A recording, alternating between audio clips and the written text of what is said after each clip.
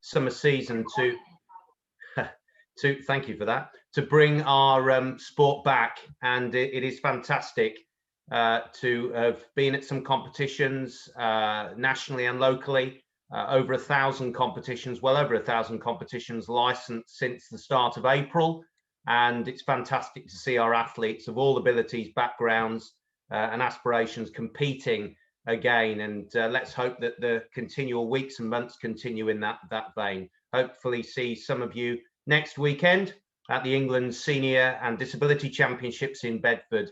So thanks for all your support ahead of that event. I know there's a London Interclub Challenge event this weekend as well, which some of you on this call I think are officiating at, as well as other competitions. So you're very welcome. So without further ado, our guests, our panel: Nichola Skedgel, Charlotte Follos, Mark Munro from UKA. You're very welcome. You will note that Jo Coates is not on the call tonight. Sadly, she was called away to another appointment. Mark is deputising on behalf of UK Athletics. So Mark will give an update on UKA activities, as well as an update on the UK-wide official strategy that is being developed. So, Chris, if you could put the slides on the screen, please.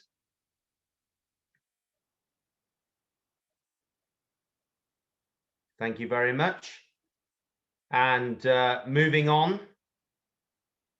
And as anyone who has been on these the webinars before will know, that we give a brief update on what's happening in England athletics and UKA, bit of a recap on some of the information that we've been through before relating to the UK-wide strategy, Athletics Unified, that was launched last autumn. And just go back one. Thank you, Chris. Just to recap on roles and responsibilities, EA is largely the delivery body in terms of the domestic sport, the grassroots sport. We are the membership organisation of clubs and registered athletes, and we have a remit of talent ID, talent development up to Commonwealth Games level, and we're all looking forward to Birmingham 2022, when Team England will compete next summer. It's fantastic to see already some great performances by aspiring English athletes this summer. We are the participation lead body, and of course clubs, facilities and school support on a day-to-day basis, and also supporting volunteers and delivering coaching, leadership and teacher education, but of course in the context of tonight, officials education, hence why Charlotte's on the call to give you an update there. We also organise national competitions and fund and support other competition across the country. Those 1,000+ events that take place in England during the summer. Of course, officials are inextricably linked to those events. Of course, UKA has a strategic role around coordinating the domestic competition calendar, and of course in setting the content for officials education courses, qualifications, and are the licensing body and the recognised lead body for rules of competition UK-wide, and being the World Athletics recognised governing body. There are more things, of course, that both parties will be involved in when it comes to officiating, but those are the key things. So hopefully that's useful. Next slide, please. So the strategy was launched last autumn. If you haven't seen it, it's available on the England Athletics and UKA website. It was signed up to by all 5 parties, the 4 home countries and UK Athletics. And we are now operationalising that. That means delivering the strategy respective of our individual roles and responsibilities in the sport. So early days, but that is a long-term strategy through to 2032. Moving on, please. And you will see that there are 3 goals within the strategy. Goal 2 is very much about developing a world-renowned infrastructure of athletics and running clubs, competitions, coaches and officials, again in the context of tonight's session, that helps to support our performance goal, goal 1, around standards and talent, and goal 3, around participation numbers. Without the volunteer base within our sport, that would be impossible. And officials, of course, is what we're here to discuss this evening. Next slide, please.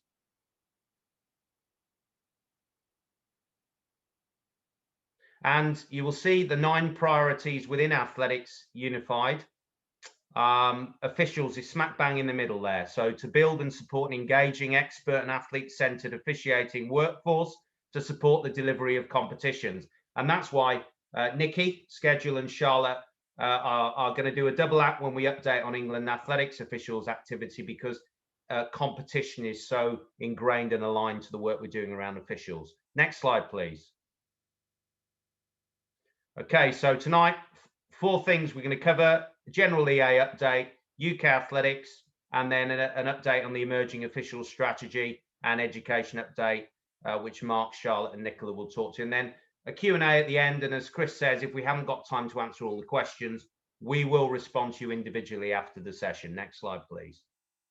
So in England Athletics, brief update, and you'll notice I've still included the word COVID-19, sadly, in the title, because we are still, of course, in step 3, ready to move to step 4, which was extended. And we hope that the rhetoric that is coming out from central government will continue in the coming weeks, but we'll keep a watchful eye on that, and we will be updating guidance as and when we're in a position to do so. But as I mentioned before, over 1,000 competitions licensed track and field wise since April the 1st.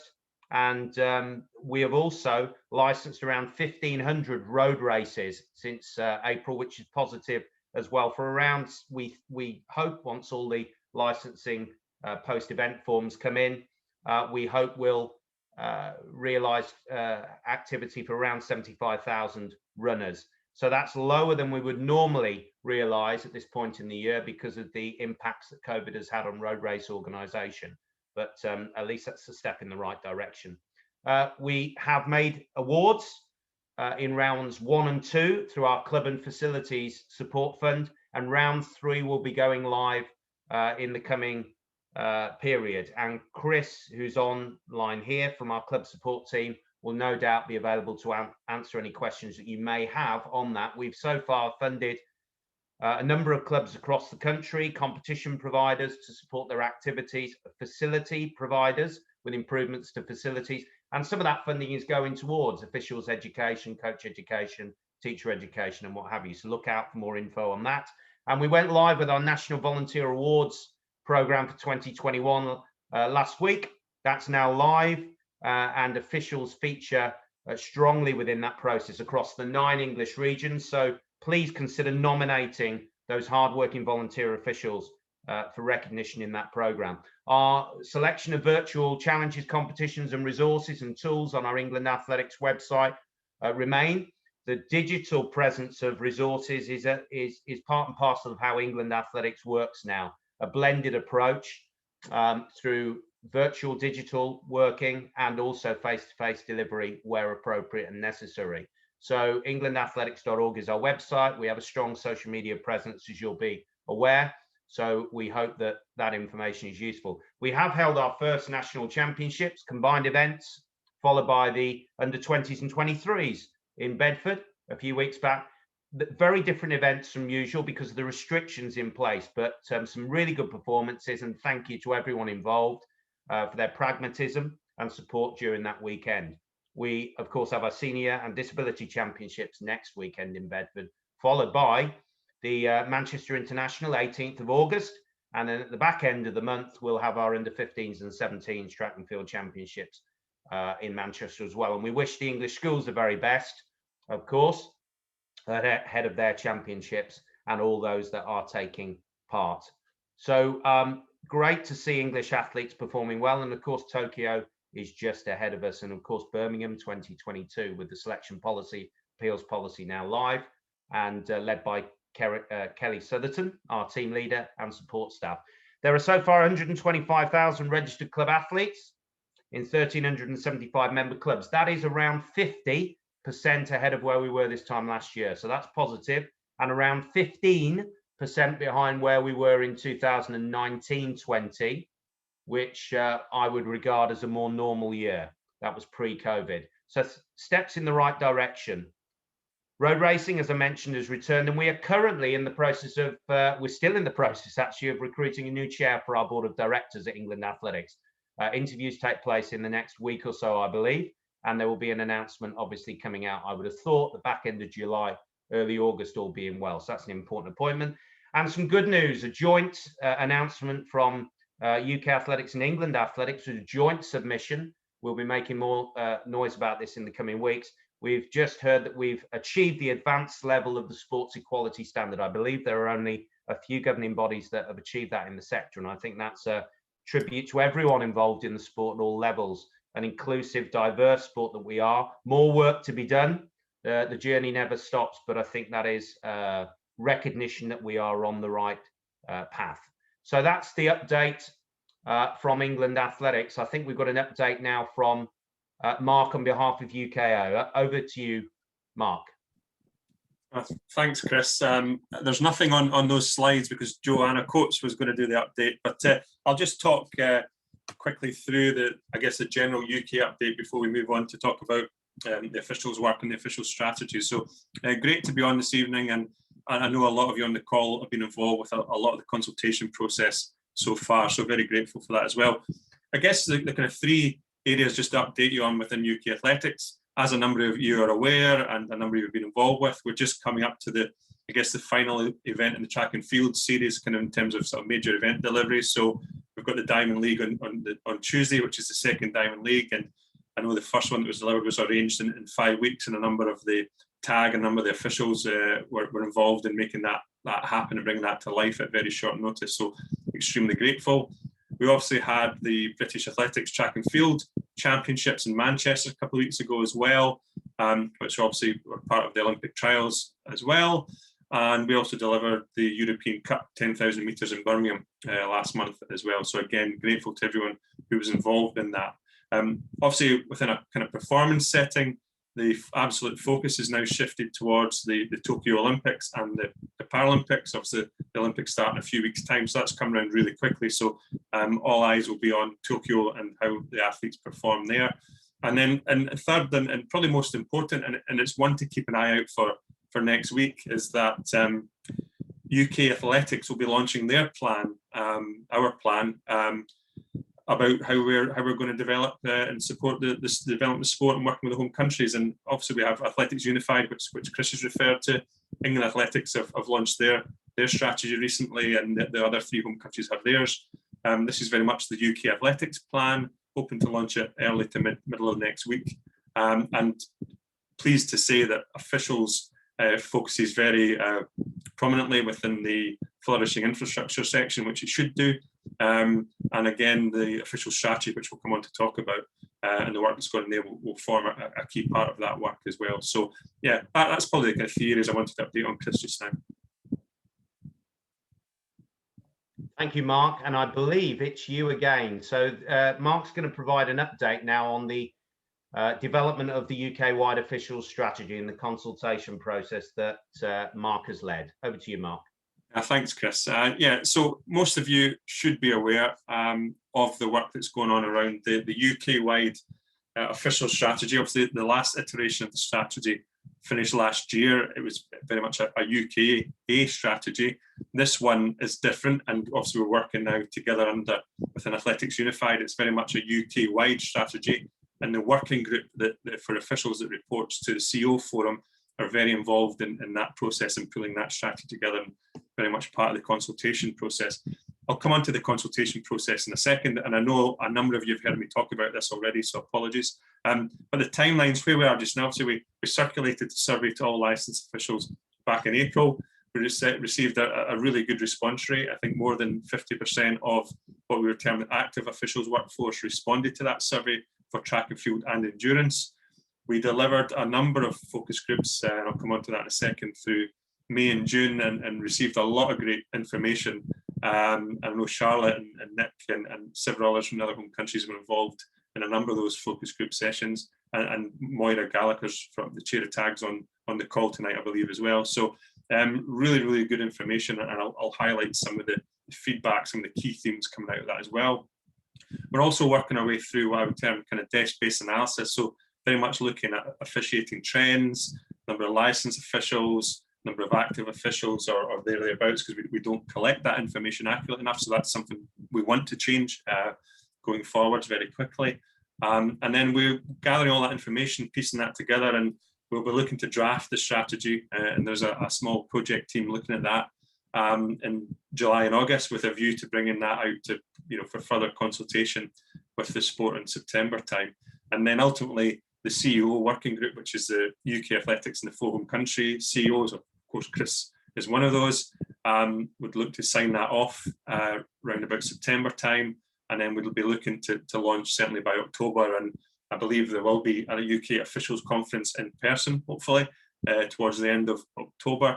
And obviously we'll be looking to update and present that strategy to the UK officials workforce as well. So that's the timelines that we're currently working to, and we're on track, so to speak, for delivering against that as well. So can we just move on to the next one? Just in terms of the consultation process, so as I mentioned before, it went out to all licensed officials. I do appreciate there was some officials that was going into their junk email. There's a few issues, so I appreciate that maybe not everyone has actually seen that, but certainly should have had the opportunity. We also communicated through the website as well. You can see there that we received just over 1,200 responses, split between track and field and endurance. Very, very grateful. We believe there's roughly about 2,300 active officials in the UK.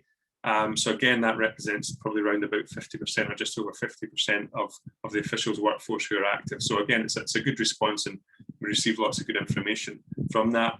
We delivered 11 focus groups and over 20 hours of discussions, and we had various other conversations with individuals and other groups. And you can see on the right-hand side there on the screen, the focus groups that we have spoken to, and we've had numerous conversations, as have the staff and various key individuals within the various national home country organisations and TAG and other groups as well.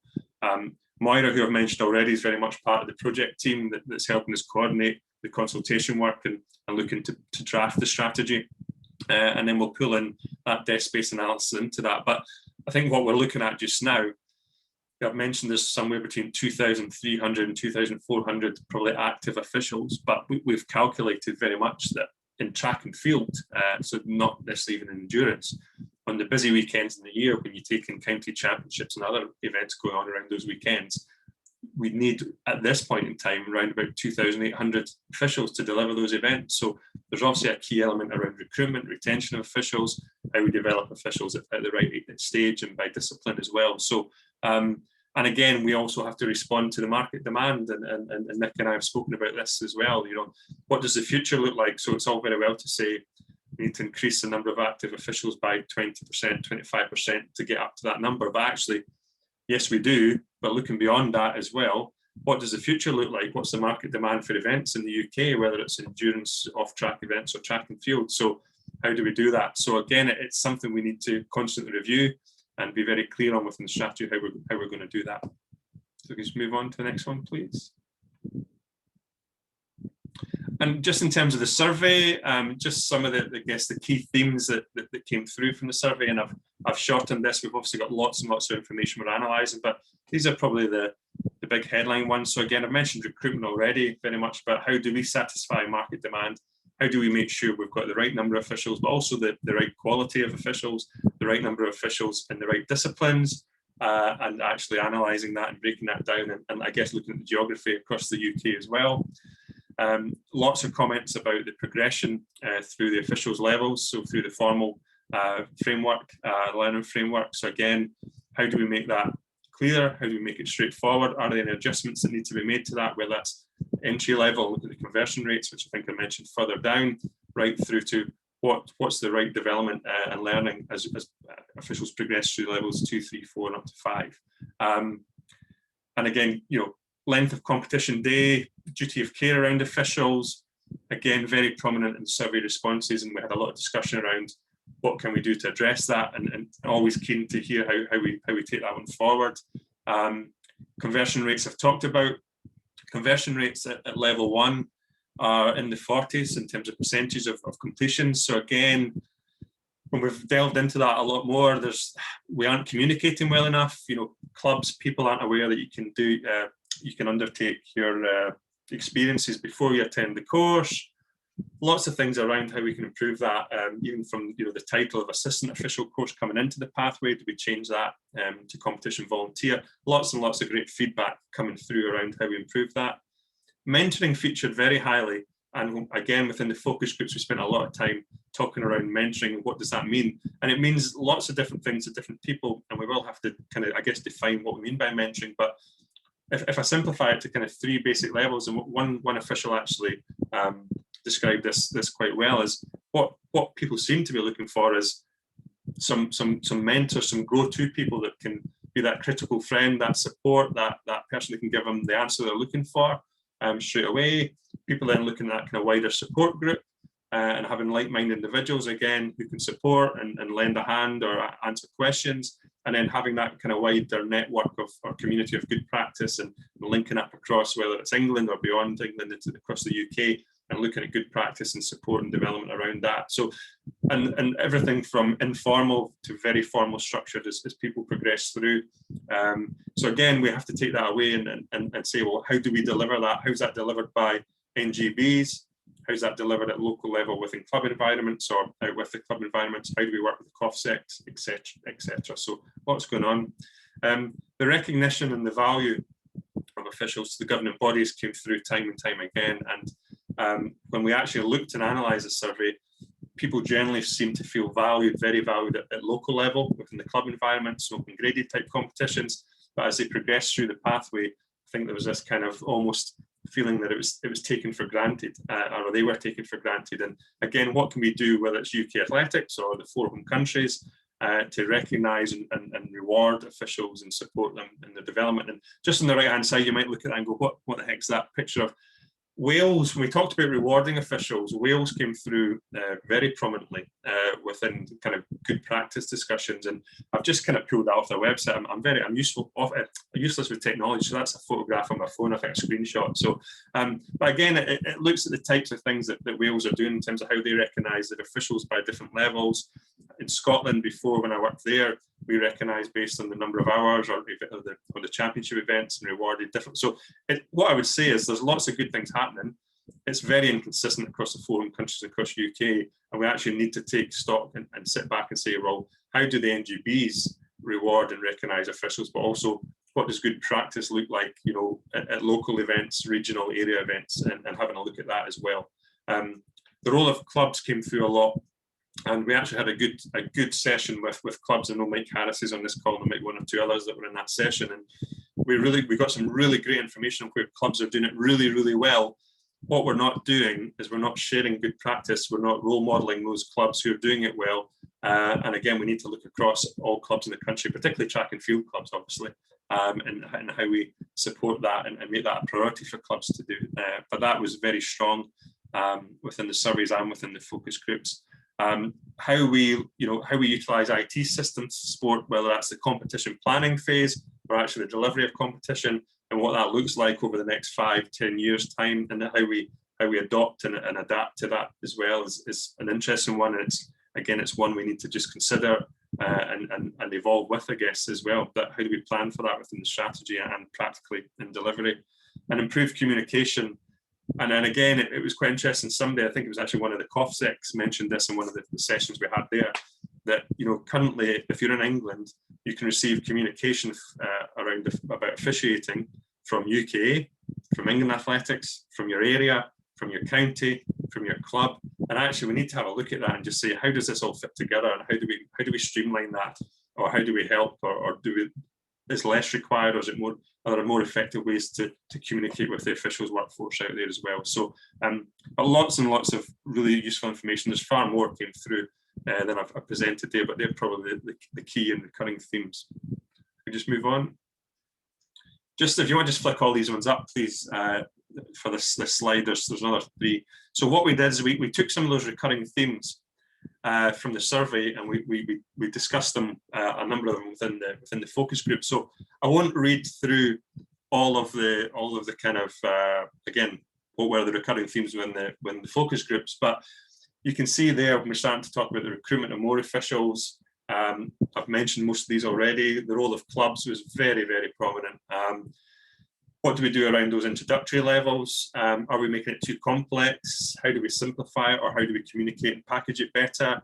And yeah, the progression through the pathway, is it clear? Is it obvious? Again, back to communication. Do we communicate it well enough? The cost of courses, should they be free? Should they be subsidised? There's no consistency across the home nations in terms of what that looks like. And yeah, so I've talked about role modeling and various other things in there as well. Again, we looked at the conversion rates. Again, lots of conversations with COFSEX and the Celtic nations just around, how do we follow up? How do we communicate? How do we bring that club element? How do we make sure people understand the expectations when they are booking onto a course and have the experiences they've already completed, they can count towards it. There's lots of simple things that we clearly, and I'll say UKA, aren't doing well enough in terms of the promotion around a lot of this area, and we could certainly make it simpler. And again, there's questions on technology and online, and how do we do all of that as well. Mentoring, I've mentioned, again, for me, there's so many different examples of what mentoring looks like, and mentoring means different things to different people. So we do need to sit down and look at the structure of that and determine what does that look like at national level, in a formal sense, progressing through the pathway and up the pathway. What does it look like at county level? What does it look like at local club level or locally for those who aren't attached to clubs? So again, it's just working through that. And I think that's the area where we probably have to spend a considerable amount of time to decide how do we get that right, and how do we share what good looks like, and make sure everybody feels that they can be supported on that. You just move on, please. Again, if you just flick these all up, that'd be great. So again, communication.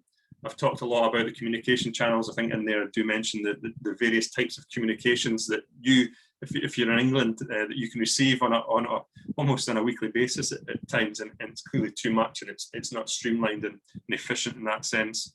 But again, it was interesting because when we asked the question about how officials wanted to be communicated to, or how, again, email and newsletters seem to be most prominent within that, as well as kind of having good website information. Again, it was interesting because, and again, I don't know if it's a generation thing. If we asked that question of athletes, it would have been absolutely opposite. It would have been social media, it would have been all these other things as well. So again, we need to look at our workforce and determine what's the most appropriate means to communicate with them. How do they want to receive that information as well?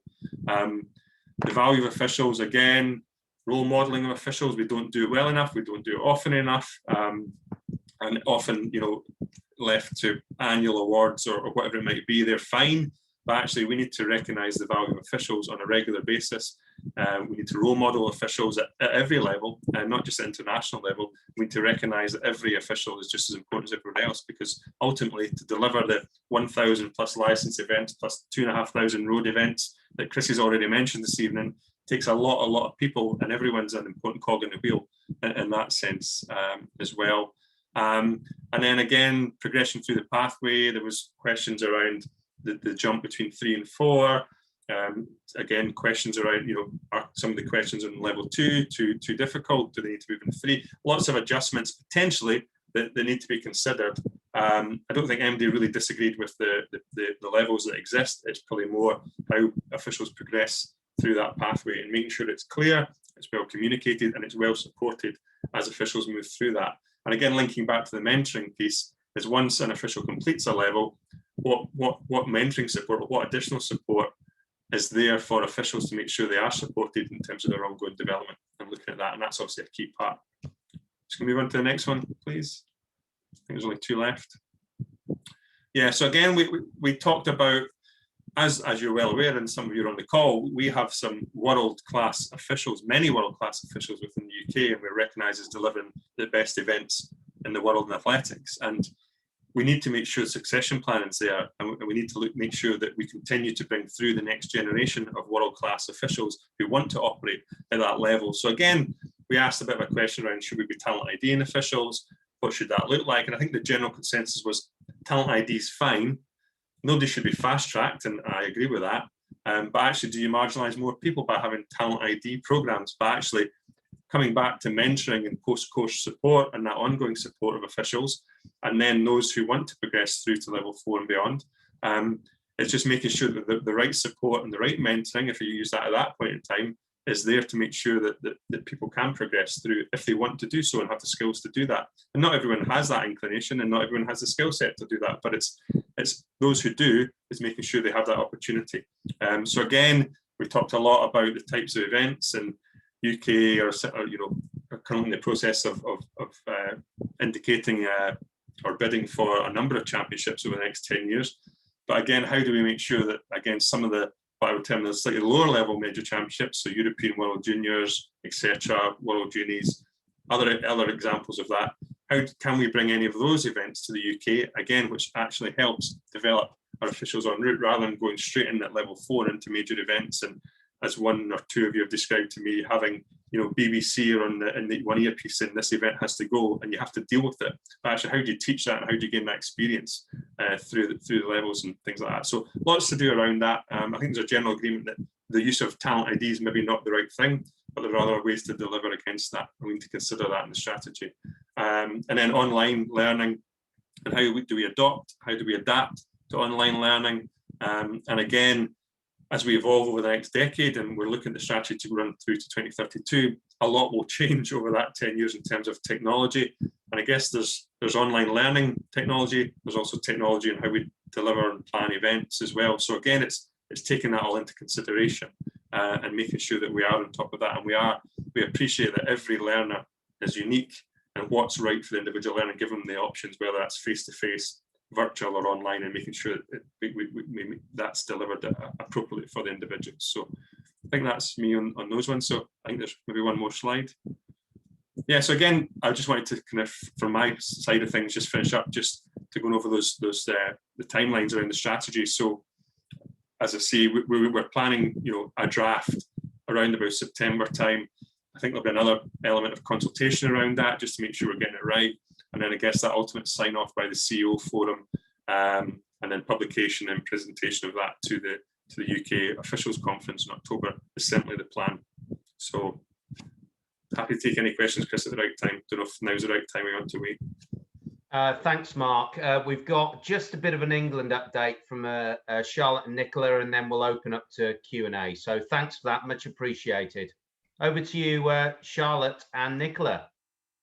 Yes, hi. So I won't read out all the numbers for you because obviously you can see those for yourself, but just to say really the virtual offering that we've now got, we've got all courses apart from timekeeping, which we're currently working on. So we think it'd still be good. I mean, obviously touch wood, guidance is getting a bit freer so we can go back to face, but obviously if we do need to have a virtual offering for timekeeping, we still want to move that forward. We've had 443 people attend, if you like, a virtual course from their living room. You can see there the figures from, it was April 2020 to now, how many people have been on each discipline and how many have converted to actually get a level 1 license. It's worth just mentioning not all of those disciplines went online at the same time. So for instance, track judge, the conversion rate's very low for that, but that only was launched in May this year. So that hasn't been available very long for virtual courses. For people we've had on courses, some have been ready to go. They've had the 4 experiences and they were just waiting on a course. So it's been really positive for them that maybe they were struggling to get one in their area. Just to say, we worked with UKA, the sub-education group, and obviously tutors to get these courses online in a very pressured environment to try and get an offering for people. So we've come a long way in that time, and then hopefully going forward it'll be a bit of a blended approach. So we're eager to get back to face-to-face courses as we can, and then but keeping in the back of our mind that virtual, it is a good offering for people. It's attractive, more attractive for some people to not have to travel, and also when places struggle for numbers, it's good that we'll have a backup now as a virtual course. Next slide, Chris. So yeah, just some more of the figures for you. For some of the things that Mark was discussing is obviously recruitment, but also how we convert people that attend a course to actually getting their level 1 license. So we've currently got 1,459 people in that situation. They've attended a level 1 course and they haven't yet got their license. So it's looking at, one, how we recruit more officials, and obviously that's more courses and the marketing, like Mark's already spoken about, but actually how do we look at getting them to a level 1 license?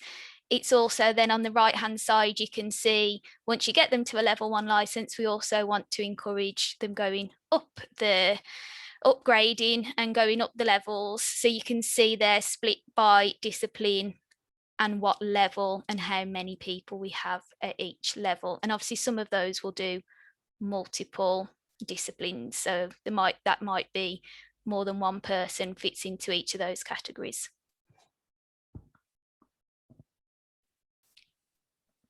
I think we're on to the next slide, Chris. So thanks for that, Charlotte. So I'm Nichola Skedgel. Some of you may or may not know me. A lot of my work is focused specifically around competition, but actually, as it's very apparent, officials are integral to competition, because without officials, you can't have licensed competition. So from an England athletics perspective, we are specifically looking at level 1 licensed competitions for track and field, and that's focused on level 1 and level 2 officials. So with that in mind, we're looking at building relationships and funding key people within the officials community. So as we can see here, there's sort of 5 or 6 bullet points to kind of go through what we're currently doing. And obviously all this will be aligned with the UKA strategy in due course as and when that gets publicised. But at the minute, we're currently working with the area officials associations. We're trying to build up those relationships and have offered to either speak or be present for Q&As with the annual officials conferences. So that's something that we've offered, and either Charlotte or myself or both will and can be in attendance at those. We've funded, I think it was last year or the year before, we funded Northern Athletics for an officials mentoring scheme, which again, Moira's name crops up, but Moira, Gallagher, Terry Bailey and John Driscoll are currently leading on that within the North. And there's a view to see how that goes and how it works. They've done some online workshops and stuff, obviously, with the current climate as it is, but that will be assessed. And if that kind of works, then it'll be a view as to how we can learn from what's taken place and has it worked, and what the good practice is going forward in that area. We have funded also some competition providers. So earlier in the year, I spoke to various number of competition providers at all different levels, some leagues, county associations, open meet providers and so on, just to kind of see what the challenges were at a competition level. And one of them, which became very prevalent, was that we don't have enough officials. So challenge is to get the right number of officials to be able to get a license. And so with that in mind, we have given funding to certain competition providers to try and encourage their clubs, so leagues, for example, to encourage clubs to bring in level 1 officials, see if anybody's interested, and put them onto the pathway of officiating. And equally, if there's any level 1 officials, can we help and encourage them to get their experiences to become a level 2 official? So looking at how to recognise and reward those people so that they will then go to the league meets, because obviously it's the clubs within those leagues that we're helping to support. But then from, say, a national league perspective, it wasn't necessarily funding to help get people, recruit and retain them through that pathway. It was about uplifting the experience of the officials. So we appreciate sometimes, maybe, I don't know if travel expenses are always paid, I don't know if lunches are always great, but it was recognising that actually those things are important to officials, and we need to, as competition providers at a domestic level, need to make sure that our officials are valued. We need to make sure that we are saying thank you and think about ways in which we do that at a domestic level. So it's not just the responsibility of UKA, it's not just the responsibility of England, but it's the responsibility of all as competition providers to make sure that we appreciate you officials attending the events. So we've done that as well. And obviously the bullet point there is, we've got challenges in broadening the depth and breadth of the officials as well.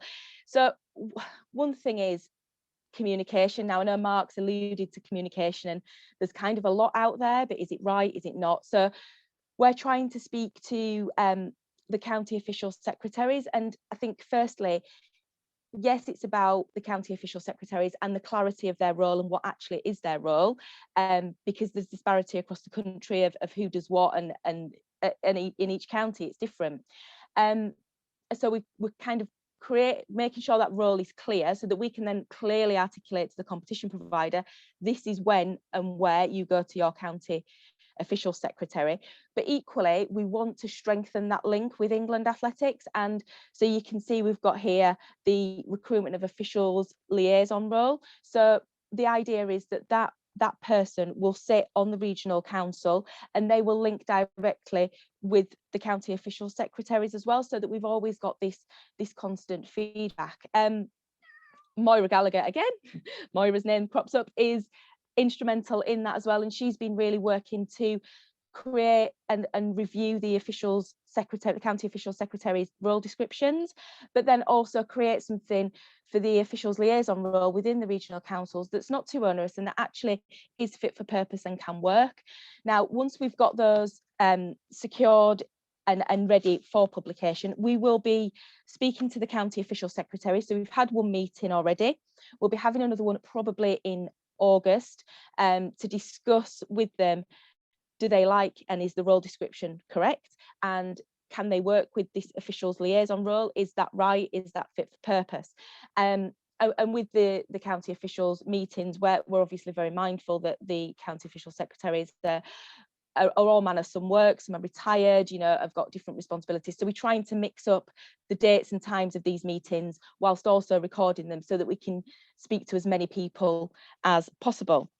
So apologies, I am going on a little bit, but I'll try and wrap this up a little bit. So we've covered off the support, we've covered off the area officials conferences.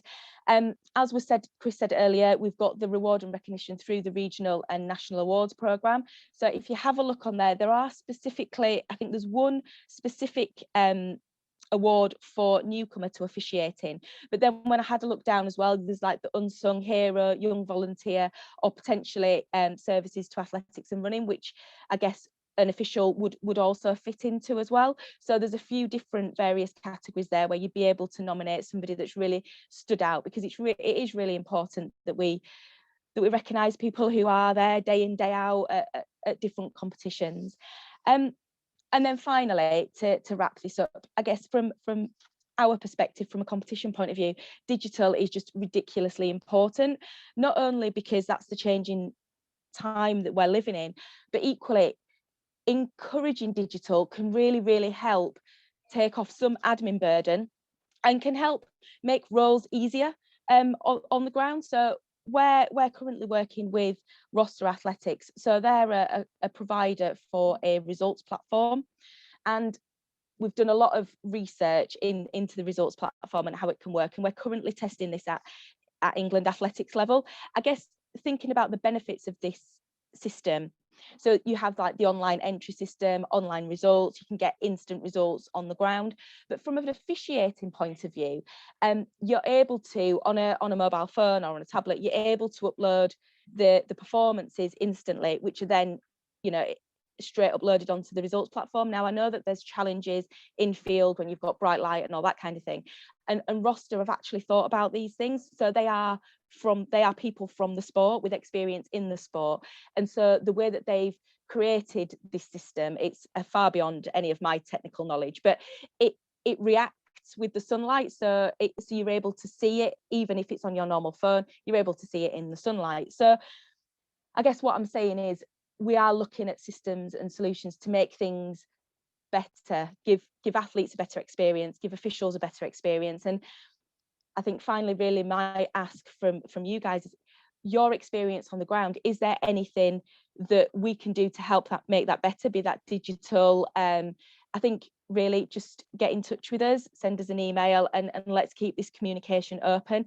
And if you did want to have a specific webinar or discussion about digital in an officiating capacity, then we would be absolutely open to that and open to having that discussion. So I think that's everything from me. Thank you for listening to me rant on. Thanks, Charlotte. Thanks, Nichola, and thank you, Mark. That takes us to the Q&A. part of the evening, either by putting comments or chat in the chat box. I know there's been a lot in there already, or people putting their hand up and coming off mute and just asking Mark, Nichola, Charlotte, any of us any questions, or if they've got any thoughts or observations. We've got a bit of time left there, so over to everyone. Anyone got their hand up? Chris, I think Tony had his hand up. The mute didn't want to come off. Can you hear me? Yes, Tony. I've got two little bullet points and then one concern. One very urgent thing that UKA and England might want to take into consideration, it's gradually getting worse. When you block us into a hotel en bloc, we're starting to see various car break-ins, 3 in Manchester, this for the British champs. We could do with being put into somewhere where at least we've got some security. I mean, a lot of us have got kit in our cars overnight that we don't want to take into the hotel. You've got potentially starters and everything else, and you're putting this into a multi-storey car park with no security. I mean, I know England are using places like Cranford's and Boston, both very good for security. But when you put us in at Manchester to the Village Inn, you're putting us into a public car park. Just worth taking into consideration for our welfare. One other point with what you're saying about developing forward, there are quite a few of us officials that aren't sitting in an office all day. We're farmers, we're self-employed, everything else. So when you're updating stuff to the web, great, but we just need an email or notification to say, please go and look at it. We understand it's a way forward, but what we haven't got time is to be looking for something that might not be there. So we just need to know that there's something there. We go and look at it and we address whatever's there. But that's the 2 little bullet points. My main concern in what I'm reading and what I'm hearing is the continued dissolvement of the structure of officiating. All the comments are aiming that the questions are too hard. This is too hard. We're going for quantity, not quality. We used to be the best officials in the world. We would have the best meeting in the world. Chris Cohen is where he is this week because we are what we were. That is not being disseminated to new officials. Protocols, procedures and conduct is not there. We've now got level 4 officials out at a televised meeting at Gateshead. I mean, God forsake, we had an 85-year-old official out on the field of play. Bless his cotton socks, but really, we've got to draw a line for safety. But we've got people out there now that have come through the new system that do not know the rules, because at no point do they need to. They just need to know where the rules are. So things are happening in front of them. They don't know there's an error. So we are rapidly going to lose our status of being the best in the world. And that's an open statement that really, with everything that's being driven, don't get me wrong, we need the quantity, but we need to get the structure of quality back. And diluting it to get the quantity is really affecting the quality. Thank you, Tony, for those thoughts. Certainly the first one on security, I'll make sure that that's fed back at England Athletics. I'm sure Mark will do as well. It's of utmost importance. And the other 2 points we will take on board as well. Anything to say to that, Mark? Yeah, I think just on Tony, on your second point there, just very quickly, when we asked officials how they wanted to be communicated with, email and newsletter was the one that came up top. So we'll continue to look at that, and I appreciate what you're saying there. So absolutely, I think your point on the standards of officials and that quality, for me, it's an absolute balance between the two. We absolutely want to continue to develop world-class officials, and we have a number of world-class officials, as you've already alluded to. But we also do need to address the quantity on the ground, particularly at local level, particularly at club level.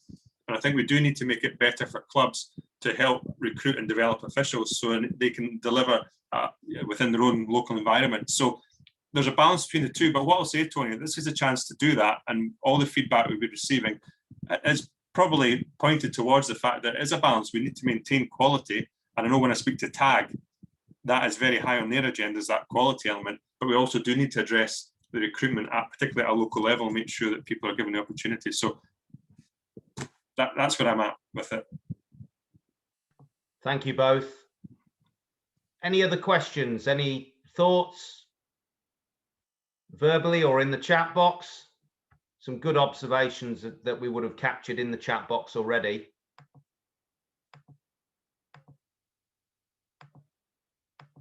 Conscious we've got some regional councillors, England councillors on the call as well. Moira, Peter, Matthew, and one or two others. If they want to say anything, then the floor is yours. Got Stuart Barnes, who's chair of Midland Counties. Evening, Stuart.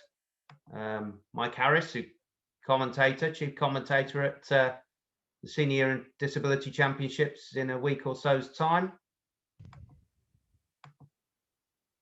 Nichola Evans, England eComs and website and high-level official on the call as well. Welcome, Nichola. Any other thoughts? Matthew Dalton, thank you for that. Well, you teed that up, Chris. So I was going to stay quiet and not say anything, but as we've got 6 minutes, I think probably on the point that Tony made and Mark's response, I think the point is that we don't want to approach officials, the acquisition of and the progression and the retention of level ones, doing it for necessarily their club in many cases to help out, and try and translate that through into the same process for 2, 3, 4, and 5. I suppose that's the point, really. I totally agree with Mark's point that feeding the bottom of the pyramid, if you don't feed the bottom, you're not going to end up with anything at the top. So I completely agree with that. My view, actually, and I speak only of England, is that England in the last few years has done a good job at marketing the importance of getting new level 1 officials. I think all of the comms I've seen around that has been good, and I would suggest that England has pursued that more aggressively than they have previously. My concern probably, and this is to a degree to Tony's point, I suppose, is that the progression from 2 to 3 to 4, which I accept to a large degree is consequently UKA rather than an England thing in this case, is maybe being neglected for feeding the pyramid. So I would say that, you know, we're doing a good job at feeding the bottom, but I would agree that we just need to be careful that the next 3s and 4s running those kind of regional and national matches, we don't neglect that. So I suppose to a degree that's what Tony's saying in a roundabout way.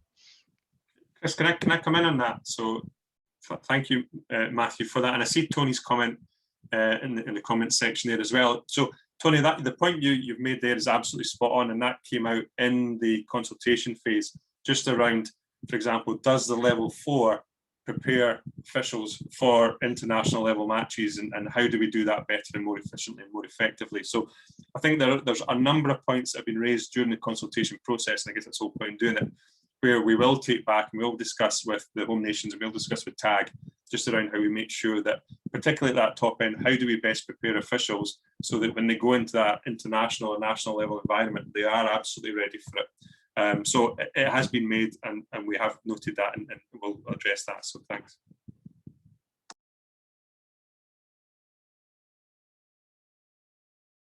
Peter Lee, hand in the air. Over to you. With Tony's point, one of the problems seems to be to get people at county level to actually think in terms of progressing. You can get them in to do their club work, but you try and get them to do anything from county up, and they say, oh, but that's much too hard, I can't do that. We've got to somehow or other manage to infuse them to come into the sport more than they are at the present when they're just helping their club.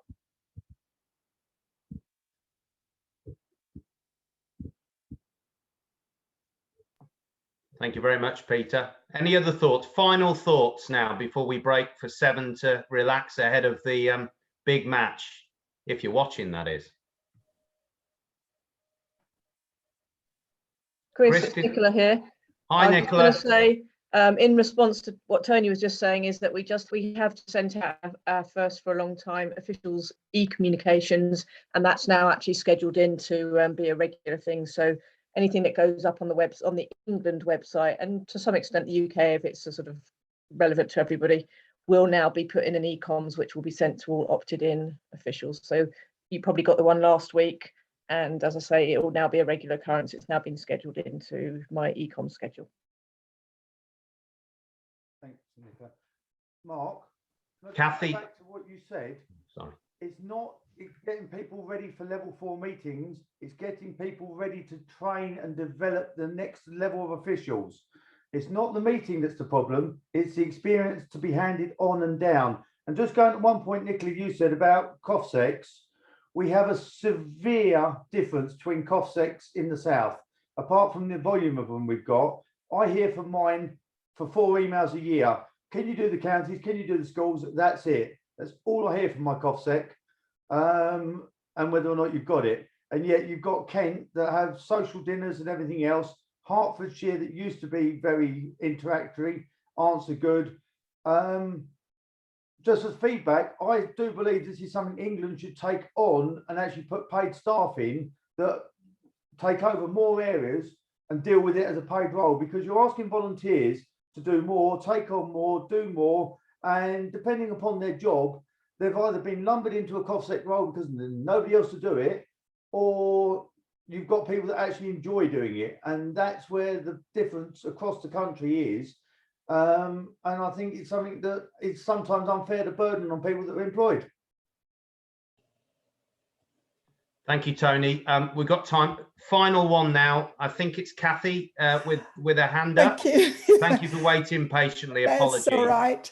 I just have been hearing all this. I just find that at the moment we are asking for giving our availability well in advance. Now, in most of the cases, a lower level have put in their availability, but it's not necessarily being selected. So it's a missed opportunity for a lower level trying to learn from the job from their senior. So is there any comments on this or any advice on this? You know, because some of them, they just don't bother, like the previous speaker said that, well, I'm not good enough. I've been level 2 for so long, I may not be good enough to go further. And the others have probably been rejected for so many times. So therefore they get put off and not putting any more availability. I have known a level 2 for 5 years. Now, if you thought someone in level 2 for 5 years, there's something wrong, and it's not being progressing to a higher level. So this is part of my questions. The rest of them already gone in as an email. So I hope something has to be done in that area, that selection area, and the opportunity for giving lower level official the chance to gain experience in competition is quite important. Thank you, Kathy, for raising that. Captured obviously in the recording now and will be summarised when we look at this afterwards. Thank you very much. I'm going to draw it to a close there and just pass back to Chris to close the webinar. Thank you for everyone's input. Wishing you all the very best in the coming weeks and months, and thanks for everything that you are doing as officials to support our sport across the country. Without you, it would be impossible, literally. So over to you, Chris. Thank you, everyone. Thank you, Chris. Thank you, everyone.